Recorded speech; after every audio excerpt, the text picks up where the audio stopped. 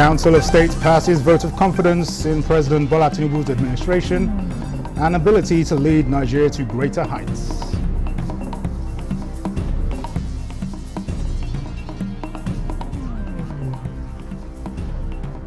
Controller General of Customs advocates peer review mechanism to address sub-regional challenges to address miscellaneous issues.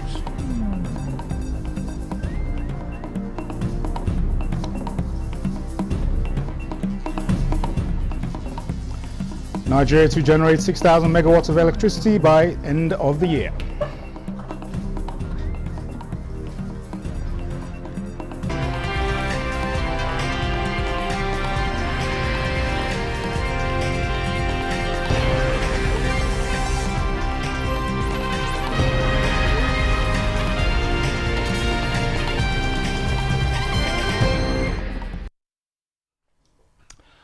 Hello and thanks for joining us on the news desk at 3 on Nta News24. We're live in Abuja. I am Dennis Adegunloye. President Bola Tinubu has departed Abuja for Malabo, Equatorial Guinea, on a 3-day official visit to honor the invitation of President Teodoro Obiang Nguema Msago. The president took off at about 1 on Wednesday afternoon, and Chairman, Nigerian Governors Forum, and Kwara State Governor Abdulrahman Abdulrazak, Chief of Staff to the President, Femi Gbajabiamila, were among those who bade farewell to the President at departure. An earlier statement by the Presidential Advisor on Media and Publicity, Ajuri Ngalale, indicates that President Tinubu will meet with the Equatorial Guinean President at the Presidential Villa on arrival, where meetings will be held between the two leaders and agreements, particularly on oil and gas and security, signed. On the trip with the President are the Minister of Foreign Affairs, Yusuf Tugar, and other members of his cabinet who will be involved in the signing of agreements and review of opportunities to improve bilateral relations.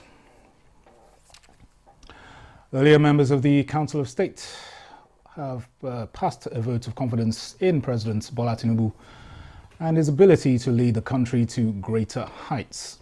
This was at the first meeting of the Council under President Tinubu. State House correspondent Musbah Damahab reports. Former President Muhammadu Buhari touches ground at the State House for the first time since he left here in May 2023.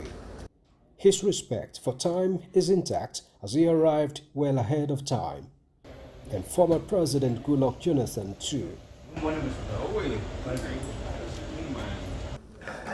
It was for the first council meeting, and this administration also attended by state governors. Generals Yakubu Gowon and Abdulsalami Abubakar attended virtually. At the instance of President Tinubu, the council members, quite aware of the situation in the country, but needed to know more about the responsive efforts of the government, especially at ameliorating effect of the socio-economic realities on Nigerians. Ministers in key sectors of the economy, such as agriculture, works, solid minerals, finance, trade and investments, had their turns to report on progresses being made, particularly in the diversification process. After the meeting, which lasted about 4 hours behind closed doors, Chairman of Nigeria Governors Forum and Kwara State Governor Abdulrahman Abdulrazak and Minister of Solid Minerals Development, as well as Finance and Coordinating Minister of Economy, reviewed the outcomes. And we indeed had a very robust meeting. The high note of the meeting was the unanimous passage of a vote of confidence on President Bola Ahmed Tinubu, GCFR. Members, especially those of the Nigerian Governors Forum, were satisfied with the presentation by the members of the Federal Executive Council. And I'm glad to say we're on the right track. So after the NSA's briefing, generally he had laid everybody's fears and spoke on the tightness of the security around the country, and also reassured all and sundry that nobody will be allowed to truncate our hard-earned democracy any change of government has to be through the ballots and not through the barrel of the gun or through insurrection or through any other unconstitutional means. The efforts at turning around the economy and the successes recorded were also commended. We reported that there was good progress being made, that the effort was going to continue to ensure that the interventions and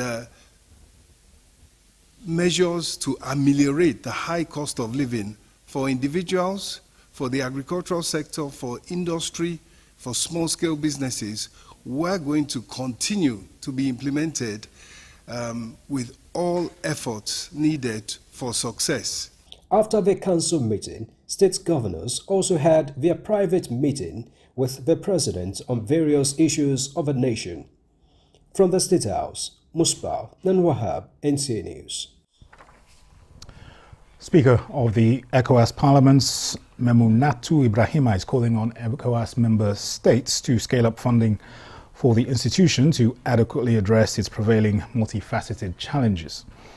Ibrahima stated this during the Parliament's Joint Committee meeting on Administration, Budget, Finance, Public Accounts and Economic Research in Abidjan, Ivory Coast.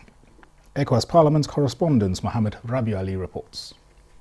The West Africa sub-region is currently facing economic difficulties which threaten the execution and realization of the community projects and programs that necessitated increased funding by member states. Speaker ECOWAS Parliament says the current context is marked by the global repercussions of recession and inflation, provoking international tension and the security threats within the region, hence the need for more collaboration. That the freedom which our founding fathers desired through their fight becomes a reality. Vice President of the Ivorian National Assembly, Diwara Mamadou, and other stakeholders stressed the need for transparency and accountability in discharging the community's resources and for the intended purposes by the executive. The primary function of budgeting is to ensure an organization has enough resources to meet its goals. Through effective financial planning, one can determine the programs and activities require more resources. The committee meetings are to allow the lawmakers to better understand the challenges of budgeting of the community, thereby to strengthen and consolidate the collaboration between the ECOWAS Parliament and other community institutions. Mohamed Rabiu Ali, Nta News. Comptroller General of Customs Adewale Adeniyi is for a peer review mechanism amongst customs services of the ECOWAS sub-region to address miscellaneous challenges. While handing over as the Vice President of the World Customs Organization of West and Central Africa, he disclosed that the commitment of member states remains the only remedy to achieving success. Kunle Adeyeye reports.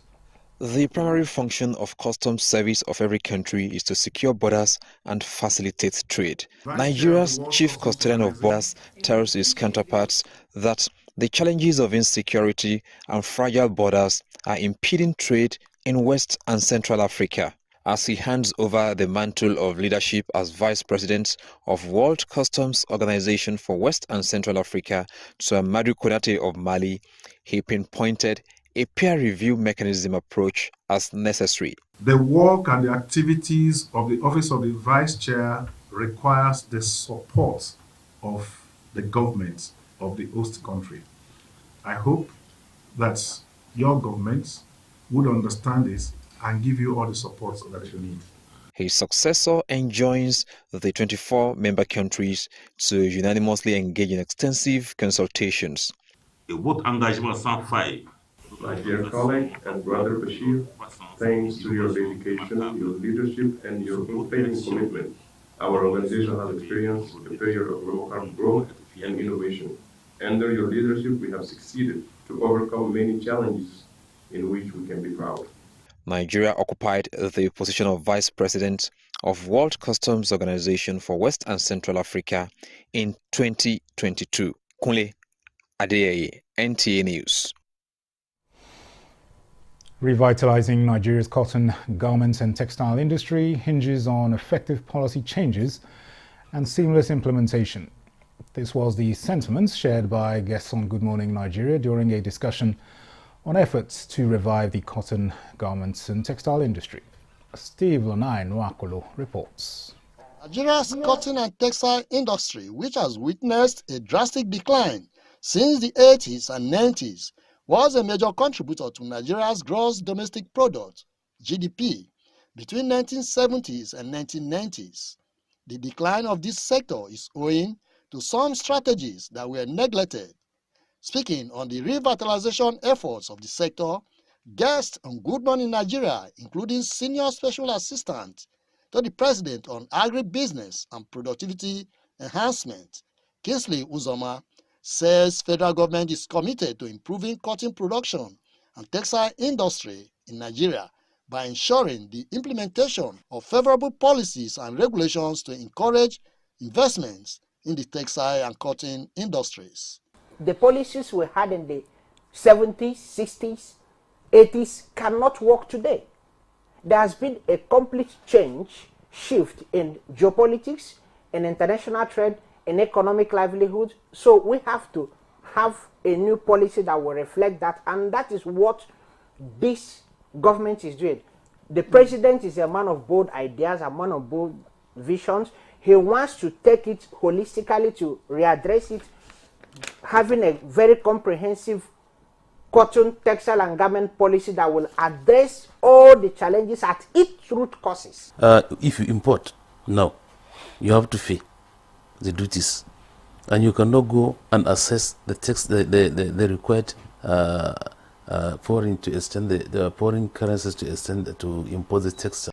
Other guests and textile experts from Lagos, Kano, and Kaduna are emphatic that provision of technical manpower, support of research and development initiatives aimed at improving cotton yields, as well as developing innovative textile products, are other strategies to revamp the cotton and textile sector for the good of the Nigerian economy.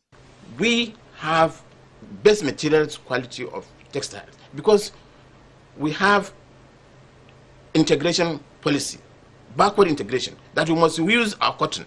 Our country does not refine our crude, and therefore we don't have the byproducts of this polyester. Stop this minimum taxation whereby companies that make genuine losses are taxed. So I think taxes should be based on profit alone, and also there's a need to fund our educational system so that we can produce qualified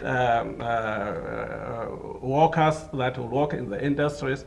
Our research institute, like Dr. Kingsley pointed out, over 25 years ago, they have not produced any seed that could yield well. The one we have now is tired. So we must fund the research institute. Proper implementation of these strategies and policies, they believe, will engineer a robust revival of Nigeria's cotton and textile industry. In Abuja, Steve Nta News24, Nta News. And just an update on our top story that President Bola Tinubu has arrived in Malabo, Equatorial Guinea, for a 3-day official visit. We'll bring you details in our subsequent bulletins. For now, that's the end of the news. Thanks for watching. I am Dennis Adegunloye.